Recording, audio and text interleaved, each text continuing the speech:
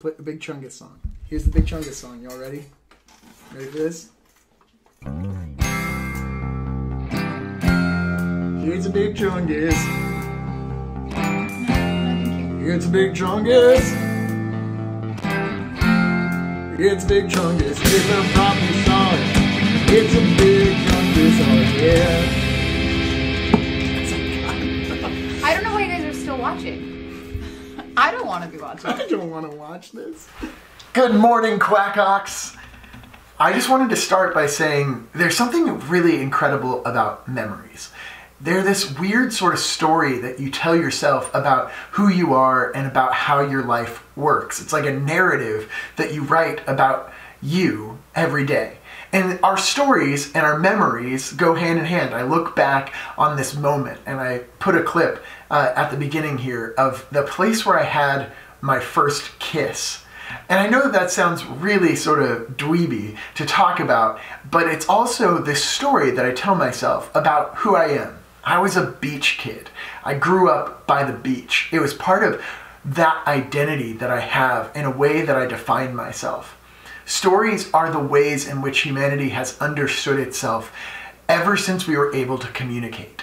And so these narratives that we put together help us to make sense of our lives and help us to realize that moments that seem really weird and unlike anything else that we've experienced aren't actually that strange after all.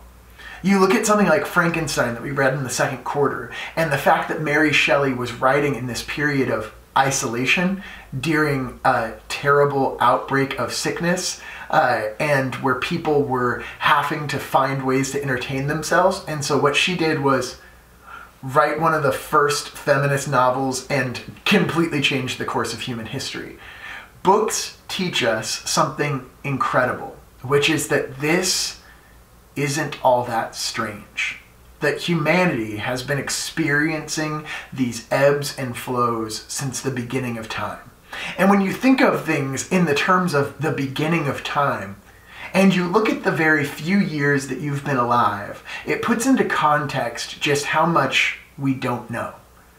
That's why everywhere that I look that seems to be giving advice about what we're supposed to be doing in this time, how we're supposed to be coping from a mental health perspective, a lot of them say, take a quiet moment, turn off your phone, and read a book.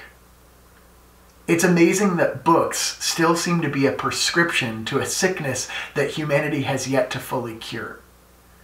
And I think that that's the best way that we can start to wrap our heads around what it means to be human in this time, is to first recognize that humans have been doing this whole thing for forever. So I bring us back to it's Tuesday, and Tuesday means it's reading day. I'm going to be in the second chapter of The Little Prince because it's a great way for me to escape while also asking some of these bigger questions of what it means to be human, what it means to be a grown-up, and what it means for us to wrestle with life. So as I look at chapter 2, this theme even seems to be growing ever more so. Now, if you guys are looking for books to read at home and you don't want to be reading along with this, feel free to read any other number of books. I just know that we can get this whole book done in a quick Tuesday reading situation. So, some suggestions. First of all, Hamlet. Second of all, Malcolm Gladwell's Outliers. Both of those we're going to be exploring. If you're one of my freshmen, we are still going to be reading Of Mice and Men, and I'm going to give you guys a video link to Romeo and Juliet. So we'll be doing those two things. Pick up a copy of Mice and Men if you can. I'm going to try and get those all available to you through the Sora app. But right now, I want to take time not to focus on assignments, not to focus on work, not to focus on any of the stuff that's outside of this. I want you to be fully here. Follow rule number 1. So I lived all alone, without anyone I could really talk to, until I had to make a crash landing in the Sahara Desert 6 years ago. Something in my plane's engine had broken, and since I had neither a mechanic nor passengers in the plane with me, I was preparing to undertake the difficult repair job by myself.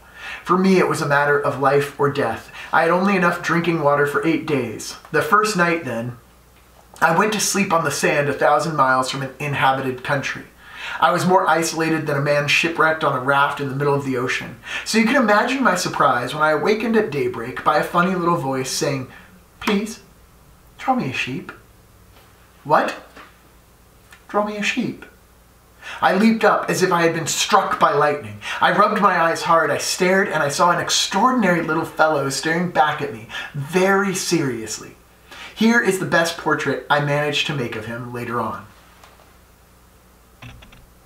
Adorable.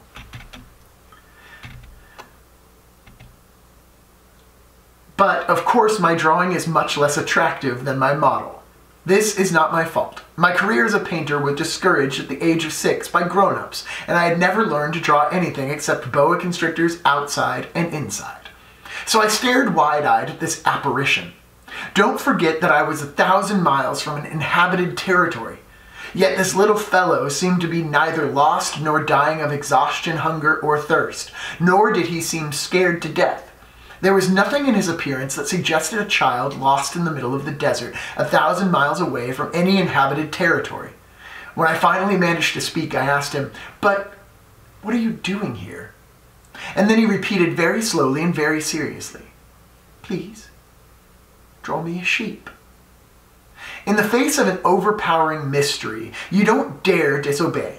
Absurd as it seemed, 1,000 miles from all inhabited regions and in danger of death, I took a scrap of paper and a pen out of my pocket.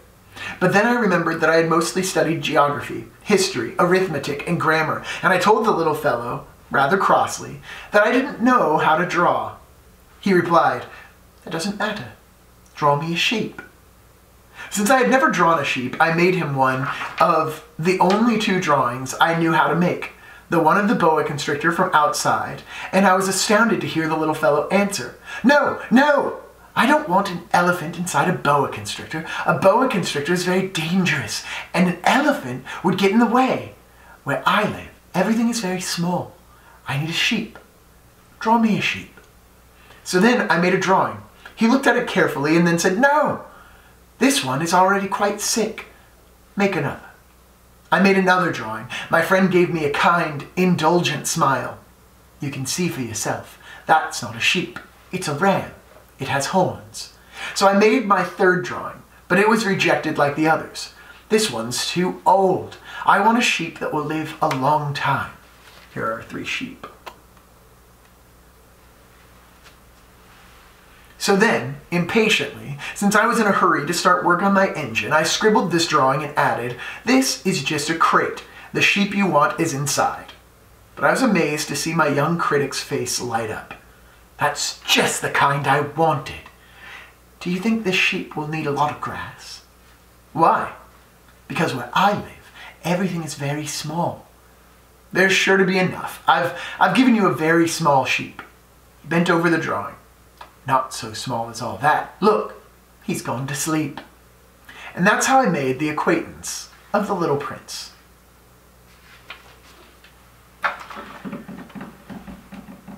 Stomp your feet, clap your lap, da-da-da-da, yell quack, quack.